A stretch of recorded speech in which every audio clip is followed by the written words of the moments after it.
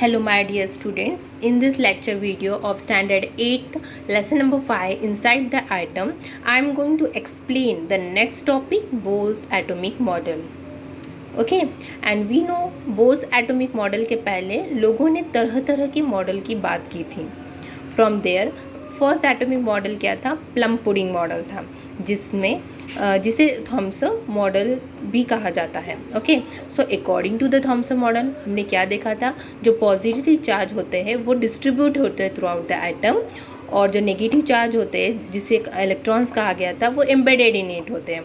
Means just like आप तरबूज देखोगे, तरबूज को जब आप काटोगे बीच से तो आप देखोगे जो रेड कलर का जो भी पूरा एरिया दिखता है उसके अंदर का, वो क्या होता है? हमारा पॉजिटिव चार्ज होता है. ठीक है. और जो क्योंकि पॉजिटिव चार्ज क्या है, पूरी तरह से डिस्ट्रीब्यूट है ना, तो वो पॉजिटिव चार्ज है. और जो ब्लैक कलर के जो सीड्स दिखते हैं उसमें आपको बीजे दिखते हैं, वो क्या होते हैं? इलेक्ट्रॉन्स होते हैं जो कि एम्बेडेड होते हैं, है ना. In previous lecture I already explain about the Bundi का लड्डू एग्जाम्पल, है ना.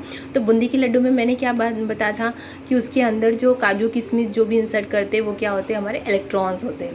Okay, this one is the example.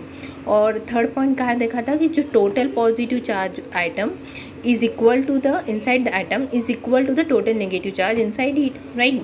और उसके बाद हमने देखा था कि नेक्स्ट अल्फा स्कैटरिंग एक्सपेरिमेंट देखा था, जो कि किसका था? ये रदरफोर्ड का था. और उन्होंने कंक्लूजन क्या निकाला अपने एक्सपेरिमेंट का कि ज़्यादातर जो स्पेस होता है एटम के अंदर वो कैसा होता है? एम्प्टी होता है. ठीक है. और इसका ज़्यादातर जो मास होता है वो पूरी की पूरी जो पॉजिटिव चार्ज होता है वो सेंटर में कॉन्सेंट्रेट होता है, जिससे न्यूक्लियस कहते हैं. और जो इलेक्ट्रॉन्स होते हैं वो अराउंड घूमते रहते हैं. ये इनका कंक्लूजन था. ओके, अब हम देखेंगे कुछ ड्रॉबैक्स रदरफोर्ड के. तो सबसे पहले ड्रॉबैक क्या है? An established law of physics an electrical charge body is revolving in a circular orbit, it energy decreases. It means, तो एक फिजिक्स का लॉ है कि अगर किसी भी पर्टिकुलर पार्टिकल की चार्ज बॉडी होती है, उसमें कोई भी चार्ज होता है, and if it is continuously moving it should lose its energy. Means उसका एनर्जी जो है वो कहीं ना कहीं कम होना चाहिए. ठीक है. नाउ ओके, और सेकंड क्या था कि according to this law the atom describe in Rutherford's model turns out to be unstable. It means second हमारा ड्रॉबैक क्या था कि according to this law the atom describe in Rutherford's model turn out to be unstable है. Now because of this particular explanation, due to law of physics, कोई भी charge body है उसकी energy lose होती है. तो ये इलेक्ट्रॉन्स क्या करते हैं? It should make a spiral movement. वो क्या करेंगे? स्पाइरल मूवमेंट करेंगे. और जो स्पाइरल मूवमेंट करते ही ये जो इलेक्ट्रॉन्स है would be captured by the nucleus, and hence the stability of an atom was not explained by the Rutherford model. इसके लिए आगे जाकर हमने नेक्स्ट थेरी करेंगे, और ये जो थेरी है इस कॉल्ड क्या है? बोर थेरी कहते हैं, where we would guide how the electrons are arranged in the atom. So let us take this theory.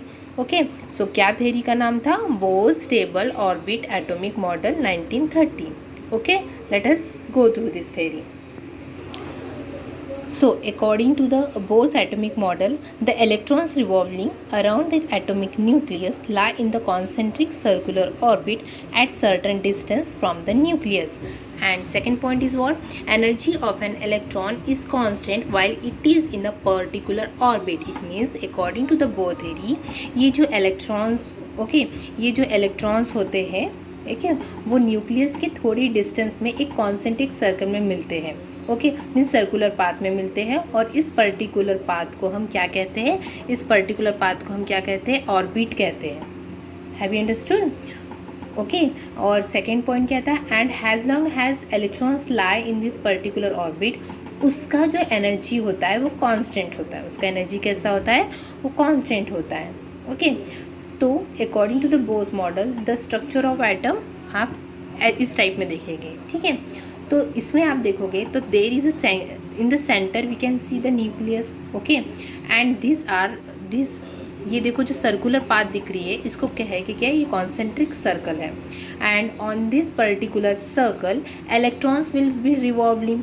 ठीक है, इसमें क्या होता है, इलेक्ट्रॉन्स रिवॉल्व करते हैं। और now this particular circular path, इसको क्या कहेंगे हम, ऑर्बिट। और उसको एक पर्टिकुलर नाम भी दिया गया था जो कि है KLMN। ठीक है, ये जो पर्टिकुलर जो सर्कल हो रहा है इसका नाम क्या गया था, KLMN शेल दिया गया था। ओके, तो ये जो सर्कुलर पाथ है जिसमें इलेक्ट्रॉन्स रिवॉल्व करते हैं उससे हम एनर्जी लेवल भी कहते हैं। समझ में आया? जो ये सर्कुलर पाथ है जिसमें इलेक्ट्रॉन्स क्या कर रहे हैं, रिवॉल्व कर रहे हैं ना, घूम रहे हैं, उसे हम एनर्जी लेवल भी कहते हैं।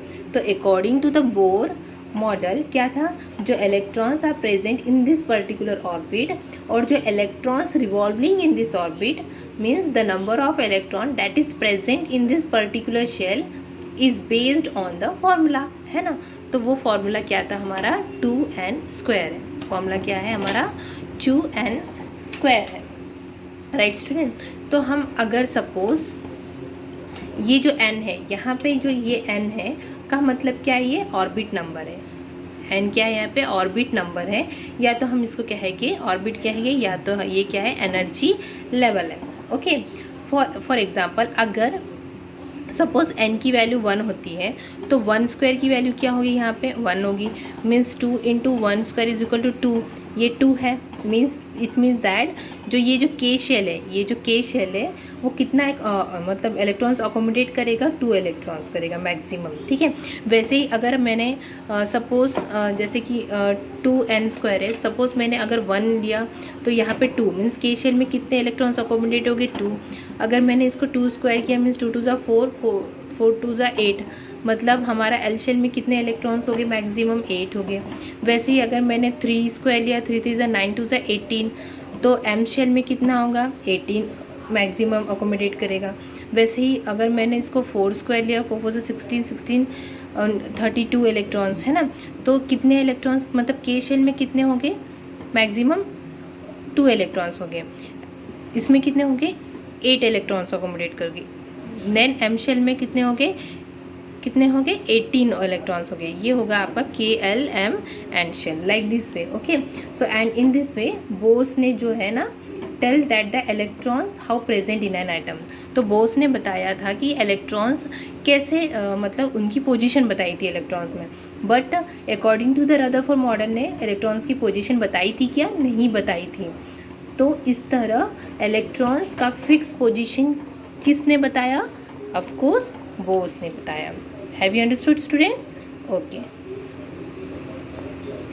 now see the third point. When an electron jumps from an inner orbit to an outer orbit, it absorbs energy equal to the difference of its energy level, and when it is jumps from an outer orbit to the inner orbit, it emits energy equal to the difference of its energy level. It means that हमने तो पहले ही पढ़ा था कि electrons जो moving है, यहीं पे हमने पढ़ा था सेकेंड पॉइंट में, जो electrons moving in a particular orbit, जो जैसे कि न्यूक्लियस है और यहाँ पे जो KLM ऑर्बिट्स हैं। ठीक है, तो इसमें जो इलेक्ट्रॉन्स मूव होते हैं उनकी एनर्जी कैसी होती है, वो हमेशा कांस्टेंट रहती है। ठीक है, लेकिन इसमें क्या हो रहा है, ये पॉइंट में क्या होता है, मीन्स इलेक्ट्रॉन्स में एनर्जी का जो डिफरेंस कब आता है कि अगर इलेक्ट्रॉन्स अपनी ऑर्बिट, ये जो इलेक्ट्रॉन्स है यहाँ पे इलेक्ट्रॉन्स रिवॉल्व हो रहे हैं, अगर इलेक्ट्रॉन जो है अपनी ऑर्बिट को छोड़कर ऊपर वाली, मतलब ये इलेक्ट्रॉन्स अपनी ऑर्बिट को छोड़ के ऊपर वाली ऑर्बिट में, है ना, ऊपर वाली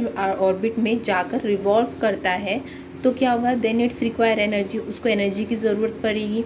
तो वो क्या करेगा, अब्जॉर्व करेगा एनर्जी, है ना। Okay, and then goes to the higher orbit and start revolving. समझ में आ रहा है? मतलब ये इलेक्ट्रॉन्स को जब ऊपर ऑर्बिट में जाना होगा तो वो कुछ एनर्जी क्या करेगा, उसको एनर्जी की ज़रूरत पड़ेगी, तो वो क्या करेगा, एनर्जी एब्जॉर्व कर लेगा और वो ऊपर वाले ऑर्बिट में जाकर रिवॉल्व करने लगेगा। बट सिमिलरली अब उसमें क्या था, when it jumps from an outer orbit, अब वो आउटर ऑर्बिट में पहुंच चुका है। अब जो आउटर ऑर्बिट से जब उसको इनर ऑर्बिट में जाना रहा तो वो क्या करेगा, it's emits energy equal to the difference of its energy level. Have you understood?